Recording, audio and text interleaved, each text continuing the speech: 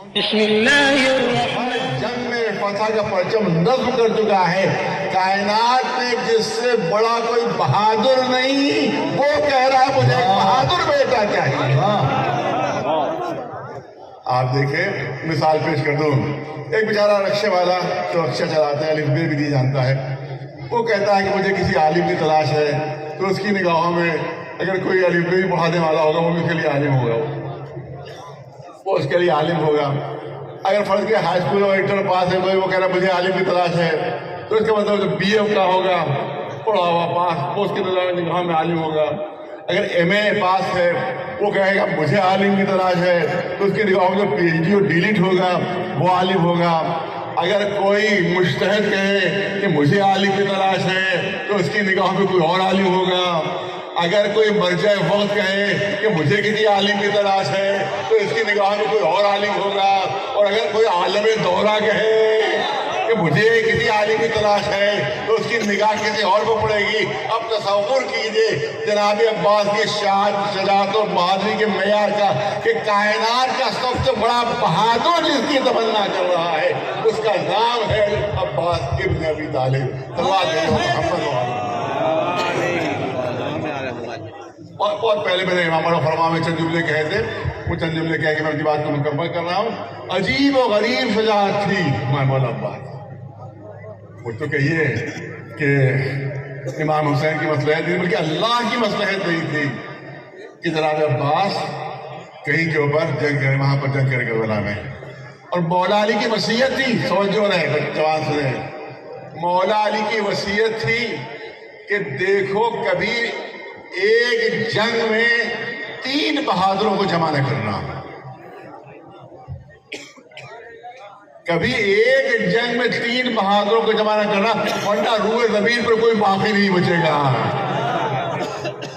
توجہ رہے، ایک جنگ میں، ایک معرکے میں 3 بہادروں کو جمع نہ کرنا، ورنہ روح زمین پر کوئی زندہ باقی نہیں رہے گا. کون؟ محمد حنفیہ نمبر 1، مسلم ابن عقیل نمبر 2، حضرت عباس علیہ السلام نمبر 3. ان تینوں کو کبھی ایک جنگ میں جمع نہ کرنا.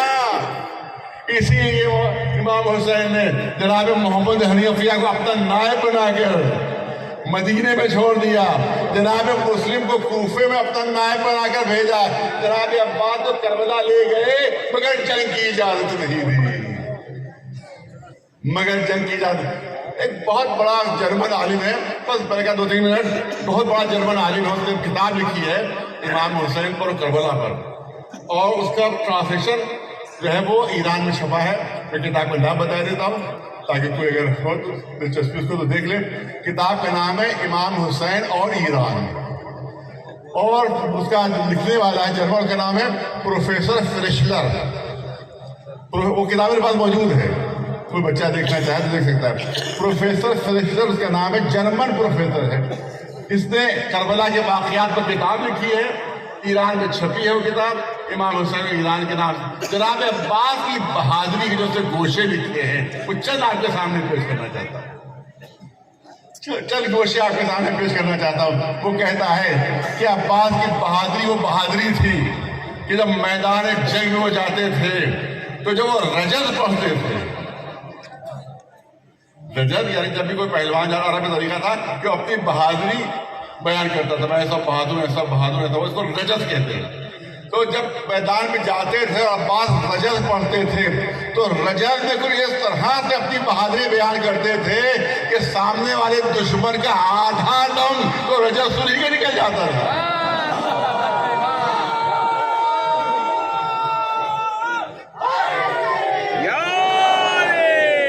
دیکھیے جب انسان نفسیاتی طور پر ڈر جاتا ہے تو اس کے ہاتھ پیر ڈھیلے پڑ جاتے ہیں، پھر مقابلے کا لحاظ نہیں رہتا ہے، ڈرا ہوا انسان مقابلہ نہیں کر پاتا ہے، لہذا آدھا دم تو اس کا وہیں نکل جاتا تھا. اس کے بعد کہتے ہیں عجیب انداز تھا، بہت لمبے چوڑے تھے، بہت قوی تھے، بہت جسیم تھے. جب گھوڑے پر بیٹھتے تھے تو پیر زمین سے لگنے لگتے تھے. اتنا جسیم، اتنا لمبا چوڑا آدمی، اس کو گھوڑے پر اگر بیٹھا ہو تو گھومنے میں دیر لگتی ہے، مڑنے میں دیر لگتی ہے، ٹائم لگتا ہے. دبلا پتلا تو جلدی سے جھٹ سے مڑ جائے گا. دبلا پتلا آدمی بہت تیزی سے مڑے گا. لیکن اگر بہت جسیم آدمی ہو, بہت لمبا چوڑا آدمی ہو, تو اس کو مڑنے میں دیر لگے گی, اس کو پلٹنے میں دیر لگے گی. لہذا دشمن کبھی کبھی عباس کے پیچھے آ جاتا تھا. ارے توجہ رہے, وہ لکھ رہا فریشر کہ عباس کے پیچھے آ جاتا تھا یہ سوچ کر کہ عباس کو مڑنے میں دیر لگے گی, اتنی دیر میں اپنا وار کر جاؤں گا. لیکن جیسے ہی وہ قریب پہنچتا تھا عباس بجلی کی طرح سے بولتے تھے اور ایک ہی وار میں اس کے 2 ٹکڑے ہو جاتے تھے. سلوات بھیجے مولانا عباس. 2 جملے اور سن لیجیے, 2 جملے اور سن لیجیے.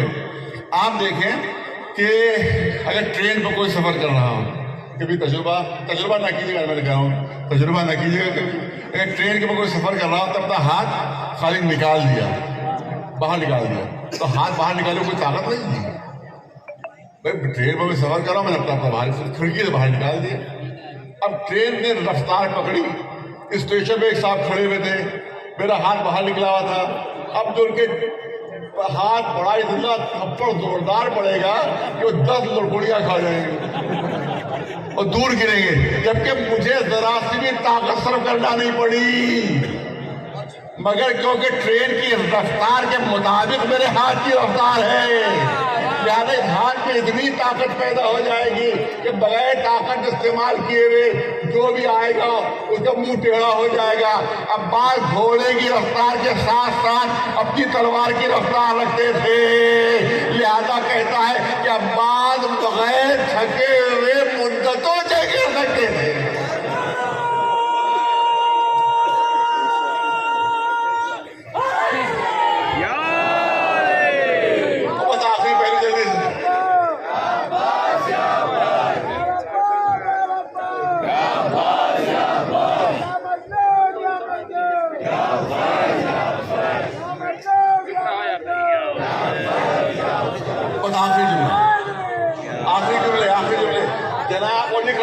لکھ رہا ہے کہ عباس نے بالکل نیا وار ایجاد کیا تھا عرب میں بالکل ایک نیا وار ایجاد کیا تھا جو اس سے پہلے کبھی عرب والے استعمال نہیں کرتے تھے. عباس نے بالکل نیا وار ایجاد کیا تھا, کیونکہ عرب والے پہلوان کو میدان میں آتا تھا تو تلوار اٹھا کر یہ سر پر وار کرتا تھا یا پھر تلوار ادھر لے جا کر کمر پر وار کرتا تھا. تو تلوار اٹھانا پڑتی تھی اس کو, تبھی تو سر پر پڑے گی, تلوار پیچھے لے جائے گا تبھی تو کمر پر پڑے گی. لیکن عباس نے عجیب انداز اختیار کیا تھا, جب وہ حملہ کرنے آگے بڑھتے تھے تو تلوار کی نوک کو بالکل زمین سے ملا دیتے تھے, تلوار کی نوک کو بالکل زمین سے ملا دیتے تھے. سامنے والا پہلوان آیا یہ سوچتا ہوا کہ عباس کی تلوار اٹھے گی, اونچی ہوگی, میرے سر پر پڑے گی, اس لیے وہ سپر لیے کھڑا ہوتا تھا, اب میں سپر پر روک لوں گا. لیکن عباس تلوار کو اٹھاتے نہیں تھے, وہی لوگ ایک دم سے آگے بڑھا کر سیدھی اس کی گردن پر وار کرتے تھے. گردن الگ ہو جاتی تھی, دھڑ الگ ہو جاتا تھا, سپر الگ ہو جاتی تھی.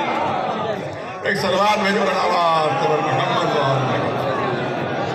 پالنے والے تیری بارگاہ میں ہم 10 دعا ہیں ابن طفیل محمد و آل محمد علیہ السلام, اور اس چھوٹے آقا کی طفیل میں ہمارے گناہوں کو معاف فرما دے, ہمیں نیک اعمال کی توفیقات عنایت فرما دے.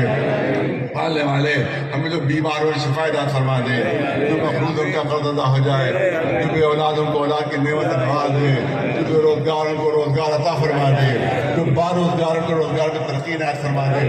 پالنے والے جو اوقاف ابھی دشمنوں کے قبضے میں پالنے والے